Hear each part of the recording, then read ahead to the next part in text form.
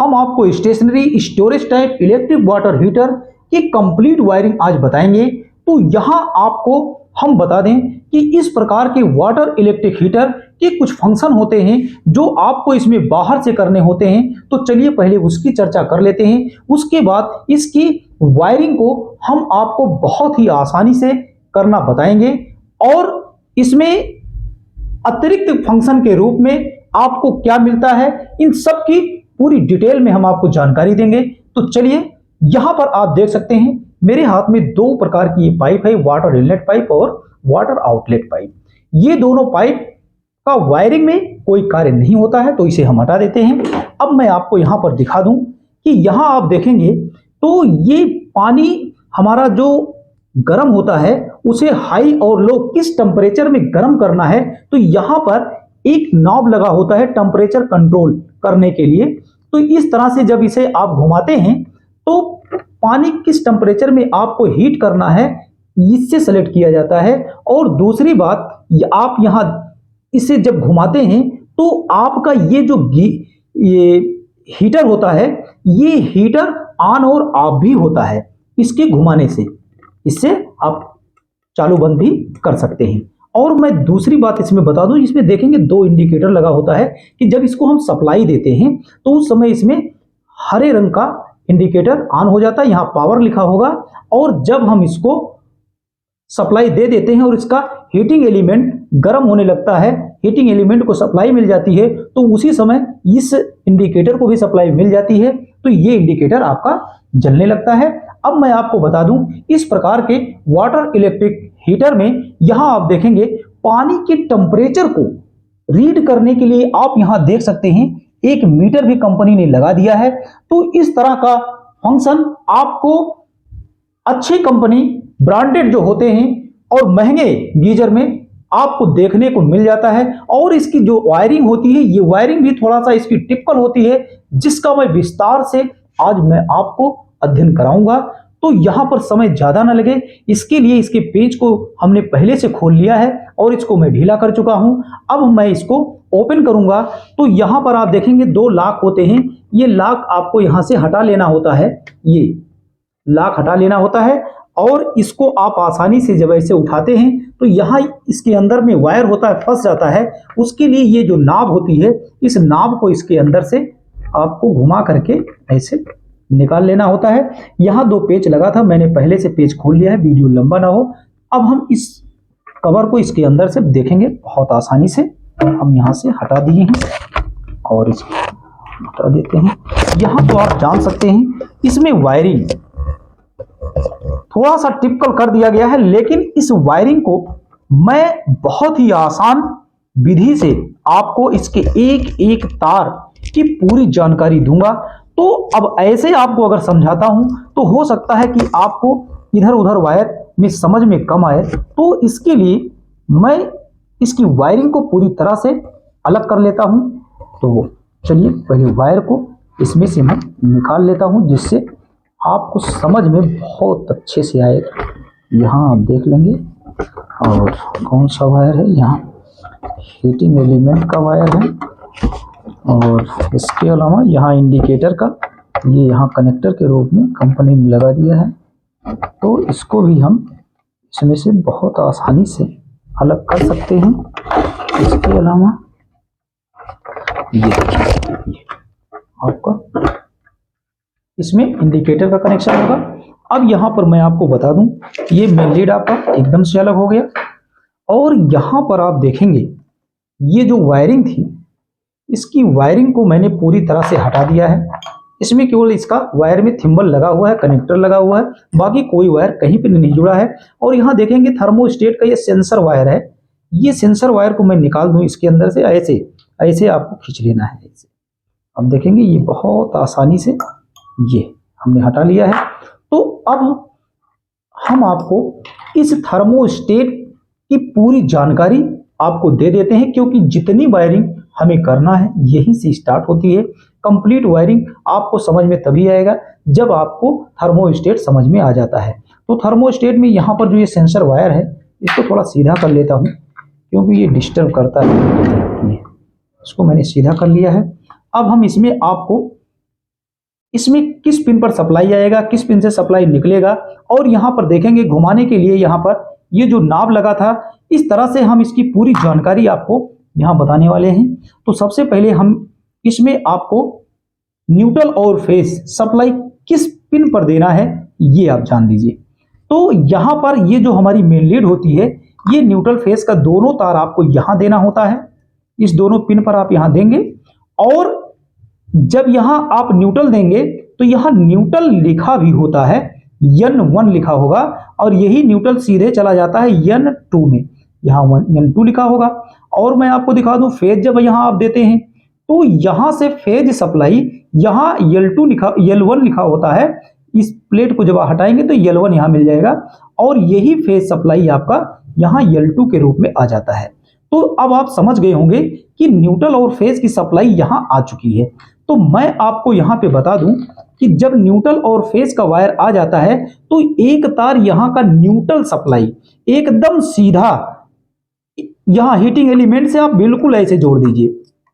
अगर ये वायर आपका टूट गया है, हट गया है, खो गया है, तो यहां से एक वायर लीजिए, यहां सीधे जोड़ दीजिए। ये हो गया इसका कनेक्शन। अब मैं आपको बताऊं ये जो फेज सप्लाई आई है, ये फेज सप्लाई आप यहां देखेंगे एक पत्ती लगी है, क्योंकि यहां दो थर्मोस्टेट को इनबिल्ड कर दिया गया है। तो ये थर्मोस्टेट अलग होता है और ये अलग होता है। अगर ये पेज खोल दें और ये पेज खोल दें तो ये पूरी तरह से अलग हो जाएगा। और कुछ गीजर में हमें इस तरह का भी कनेक्शन मिल जाता है कि ये अलग होता है और ये अलग होता है, लेकिन इसमें कंपनी ने दोनों को एक में कर दिया है। तो यहाँ पर जो ये फेज सप्लाई आपकी आती है, ये फेज सप्लाई एक पिन के द्वारा यहाँ पर भेज दी जाती है। यहाँ आ भी रहा है, आप देख भी रहे हैं।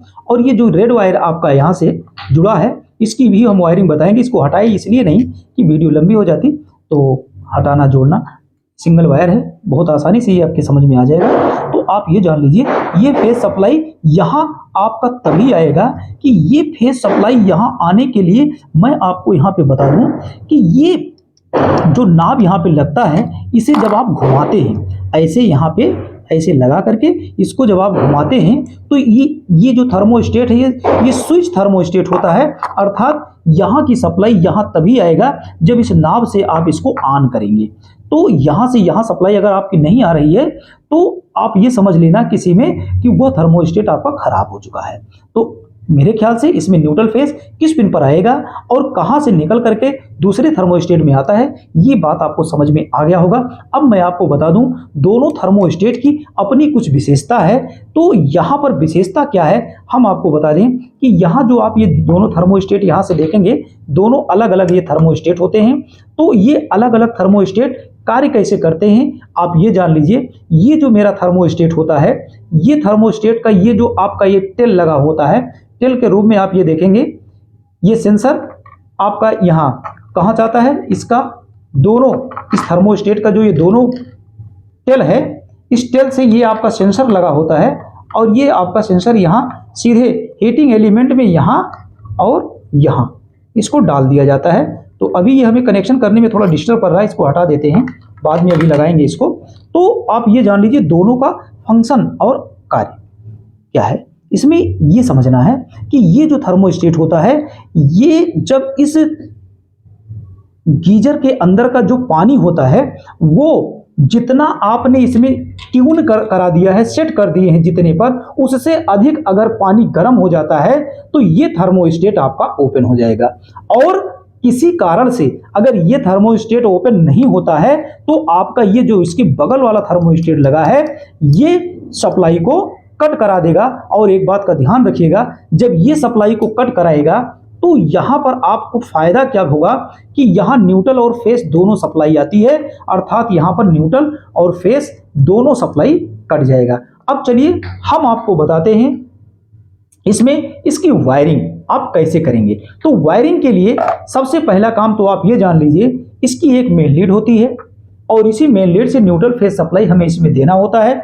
और क्या होता है इसमें आप देखेंगे, यहां पर हीटिंग एलिमेंट होता है, हीटिंग एलिमेंट को भी न्यूट्रल फेस की जरूरत होती है। तो किस प्रकार से हीटिंग एलिमेंट में सप्लाई हमें देना है हम आपको बहुत ही विस्तार से इस वीडियो में बताएंगे।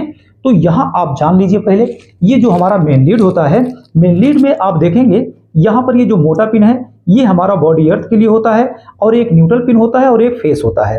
तो ये जो बॉडी के लिए होता है मोटा पिन जो होता है ये हमारा हरा तार है, क्योंकि इस वायर को जोड़ना इसलिए जरूरी होता है कि ये हमारे उपकरण और हमारी बॉडी की सुरक्षा के लिए होता है, इसलिए इसका कनेक्शन करना बहुत अनिवार्य होता है और इसका कनेक्शन बिल्कुल करना चाहिए।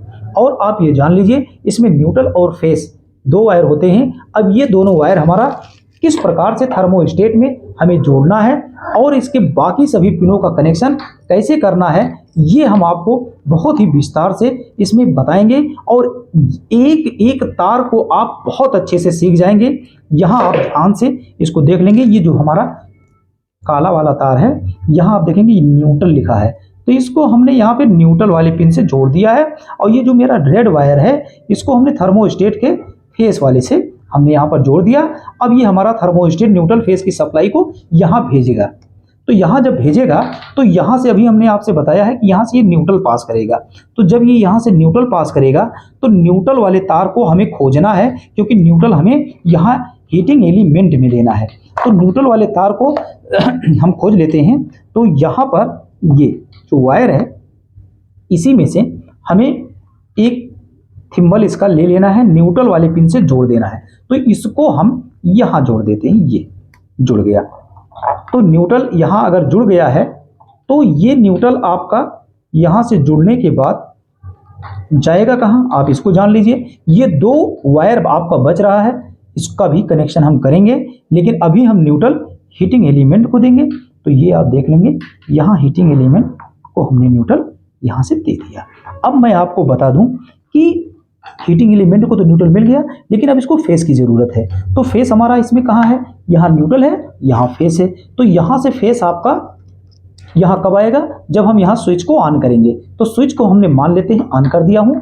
अब यहाँ से फेस निकलेगा, तो यहाँ से जो फेस आपका निकलेगा और यहाँ से फेस निकलकर सीधे हीटिंग एलिमेंट के दूसरे वाले पिन से जुड़ जाएगा। तो यहाँ से फेस चलिए मैं निकाल लेता हूँ।